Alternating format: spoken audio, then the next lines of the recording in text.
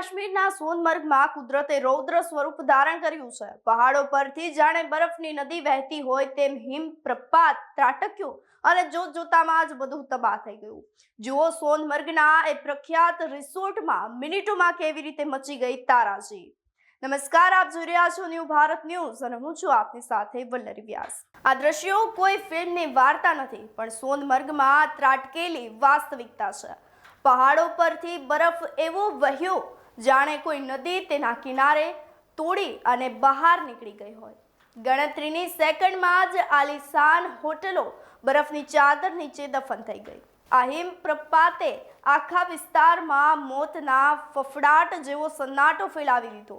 ભારે હિમવર્ષાને કારણે ગાદરબલમાં જિલ્લામાં સ્થિતિ પહેલેથી જ નાજુક હતી અને હવામાન વિભાગના એલર્ટ છતાં પણ કુદરતનો આ પ્રહાર એટલો ઝડપી હતો કે કોઈને સંભાળવાની તક પણ ના મળી। હોટલના રૂમ સુધી બરફ ઘૂસી ગયો અને પાર્કિંગમાં ઊભેલા વાહનોનો કચ્ચરઘાણો બોલી ગયો।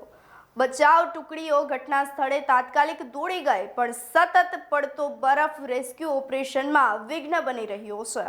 આ અપડેટ પર અમારી સતત નજર ટકેલી છે। આપ જોતા રહો ન્યૂ ભારત ન્યૂઝ।